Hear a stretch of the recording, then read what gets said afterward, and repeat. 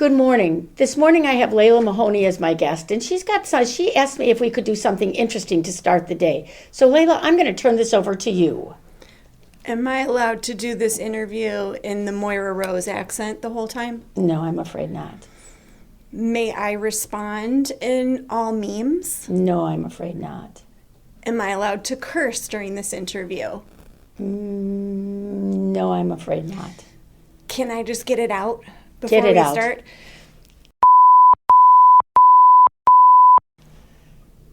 Okay. Are you through? Yes. All right, good. So now we're going to talk about what we were going to talk about today. That's a good way to start a Thursday. I kind of like that. I had the pleasure of having you in class. We just did in your office an ABR class. Yes. And everyone seemed to have the feeling that you were the organizing principal behind getting me to to do the ABR in your class. What made you do that? Because I do think you were kind of inspirational about that. Well, why did you do that? I wanted it for myself, and I mentioned it to another agent in my office, and they said that they wanted to do it too. And it just kind of snowballed into everybody wanting to have a class. But I also think that there is a huge difference, and I'm not discounting online learning, but I think that it is so much more beneficial to have an in-person learning experience because you're not just learning about the class, you're having a collaborative experience, you're interacting, you're hearing things and what other people do, how they handle certain situations. So you're learning from each other in addition to learning from you. Actually, one of the reasons I like to do in-person classes is because it stacks what I'm going to talk about the next 3 times. Because I am learning all the time, too. Someone's got a great idea about this, that, or the other thing. Yeah. So I take it all the time. Yours was a fairly interactive group. Yep. They were not quiet. They did not sit quietly with their hands folded. They interacted, which made it very fun to do the class. Yeah, it was a blast. It was a blast to do the class. And they want more now, you're saying. They do. They're hungry for more education. And we are still doing more education. So 10 people or more, we will bring it out to the offices for you. So you actually, when we talked about what we were going to talk about today, you put some thoughts together. I did. Tell us, and our topic this morning was education. So tell me a little bit about some of the things that you put together for us. Well, I just want to get across that education is vital. And everything in real estate leads back to education, right? So it doesn't matter the situation. If you educate yourself, you're going to be more comfortable when you're talking to somebody. And if you're more comfortable, then you're more confident. If you're more confident, now your client's going to be more confident in decision making or just working with you in general, right?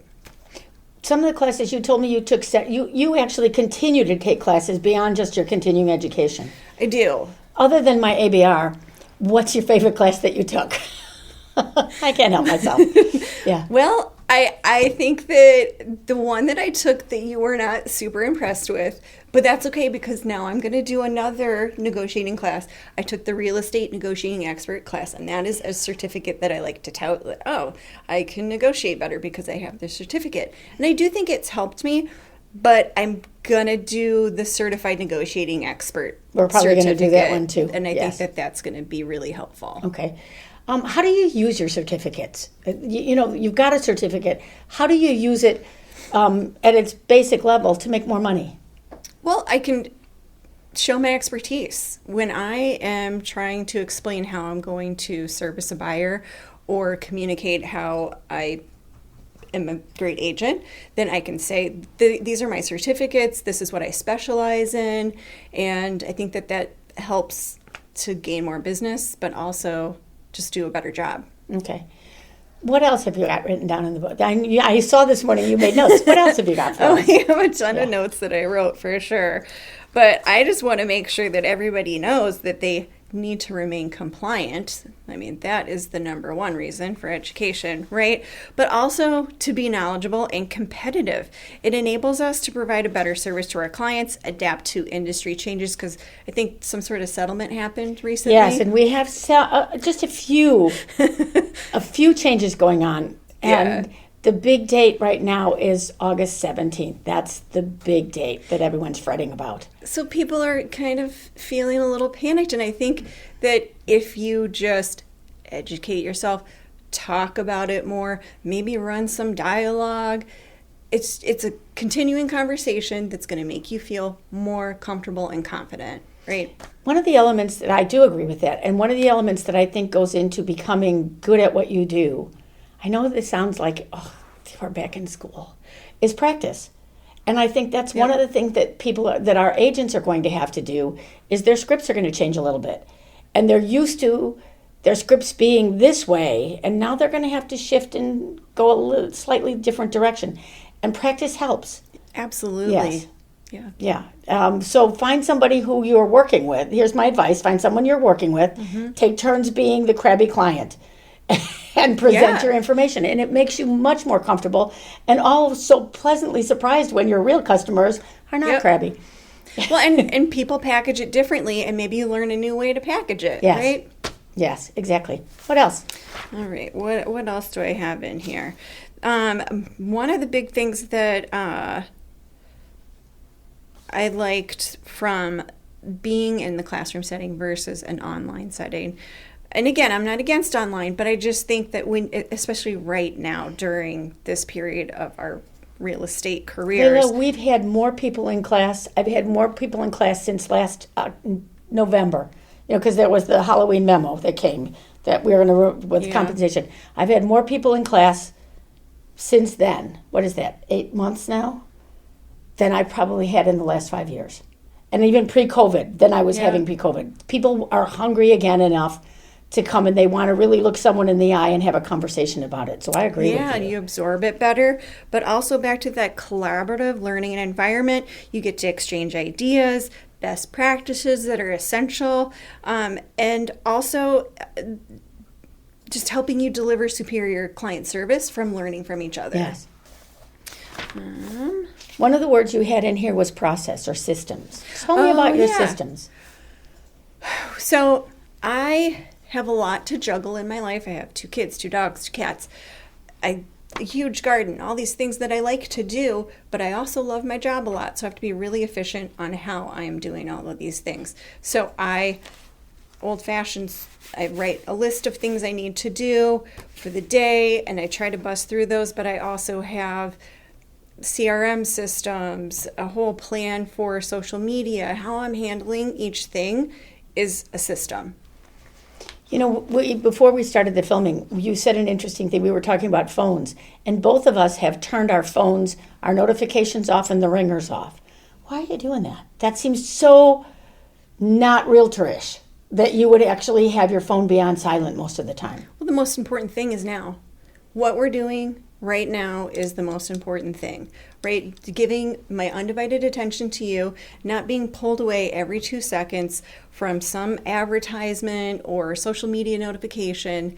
That can all wait. Nothing is an emergency. Now is important, right? One of my friends calls it the shiny objects. We're all far too distracted by the shiny objects, which is the ad from Dillard's or Marshall Fields. Well, how old am I, Marshall Fields? I still want it to be Marshall Fields. Same. So I think that's kind of interesting that you're doing that. What kind of, it's interesting that you brought up compliance first. How are you in the market seeing compliance? Are you seeing a compliant market? You're in a very odd market right now. Yeah. You're still very short of inventory. The other thing that I think is fascinating to watch all of you as realtors struggle with is pricing property. Yep. We used to have such a lovely system and say we've got 3 comps, and you looked at what the comps were and you added a little bit and you took a little away for this and you took a little away for that, and you had a pretty good idea of what the house was going to cost. That's not happening these days, is it? Well, and it's funny because I moved here from Iowa and I was licensed in Iowa, and people priced very differently there. It was a mathematical system that you use that was based on square feet. Mm-hmm. And when I got here in 2000, that's not how it went. It wasn't just square footage. You had to take in all these different factors, location being one of them, right? Mm-hmm. So now we're in this market where things are going way over asking. Is it going to appraise? It is really hard, especially this month, because the past 2 months we've had things sell $100,000 over. Oh. So now, where are we? How are we going to price things if we're going to list it today if the neighbor down the street just sold for 100 over because they had 20 offers, right? So it is really tricky. So you got to price it right. And I think a trend that has happened this past month is people have been underpricing things purposefully, and then the market tells you how much that house is worth. Because if you're under and you get 10 offers, whoever is willing to pay the most wins, right? And that's the market. And that's the market. That's an interesting. I've heard that system before, but never in the context of what we're doing now, which is, I sort of call it, we're going to throw price against the wall and see what happens. Yep. That's the unfortunate thing.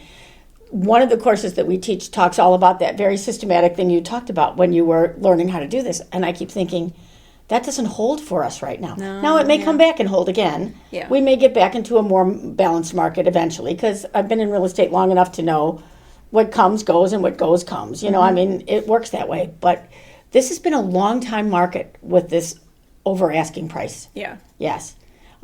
Is your market slower? Are the offers still coming in at the same furious rate, or is the market slowing a little? I personally, my market that I work, it is still, when a good thing comes on and it's priced right, you're going to get multiple offers. You've got to run. If you've got a buyer that is fully capable of buying that house that just came on, you run as fast as you can and you get there and you be first in the door. Which is another thing that I think is so underrated is agent relationships.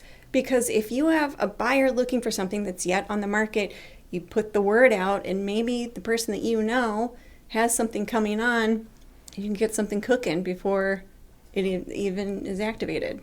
Well, and I think that's underrated too. People don't realize that, and I think people have gotten, I wanted to say this, they're kind of cross these days in the market.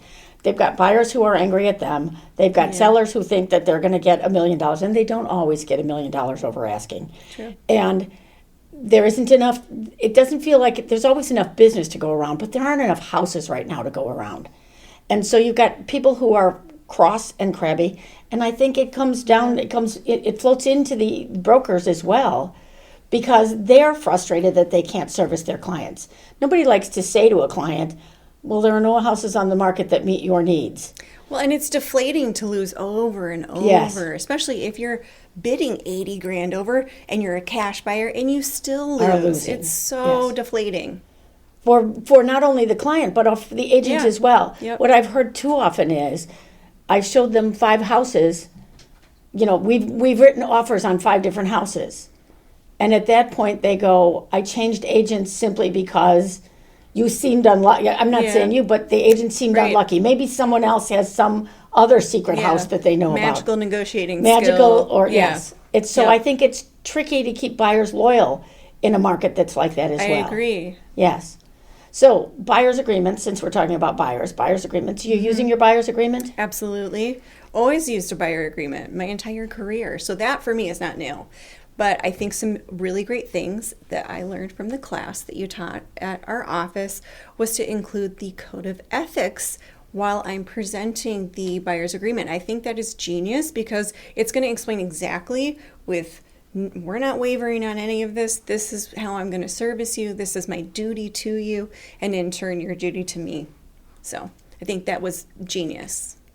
Well, good. That's a good thing because I've been telling people to do that for a long time already. I think buyer's agents are going to have to work harder on the front end with this. Mm-hmm. You know, there's no more, okay, I'll meet you at the house and I'll show you what's inside. That's just not going to be possible anymore. Yep. And I actually think that's a good thing because I don't really like you going to meet strange people at houses without meeting them in a more public place to begin with. Agreed. So from safety point, I think that. What did you learn when you were a realtor somewhere else? Did they use buyer's agreement? Is that where you learned? I was only a realtor in Iowa a very short period of time, and it's been so long. It's been 24 years since I've been in Iowa, and I don't even remember. Okay. But when I was in Illinois, that was the thing that we've always done, is buyer's agreements. Well, that's good. I'm glad to hear that. So I'm going to end today on this. Tell everybody that they should be using buyer's agreements. It's easy once you know how. Get your brain jacked with Deborah. Anyway, Layla, thank you for coming this morning. I really appreciated our conversation. Thank you so much for having me. Just a note, the views of our guests may not reflect the views of the North Shore-Barrington Association of Realtors.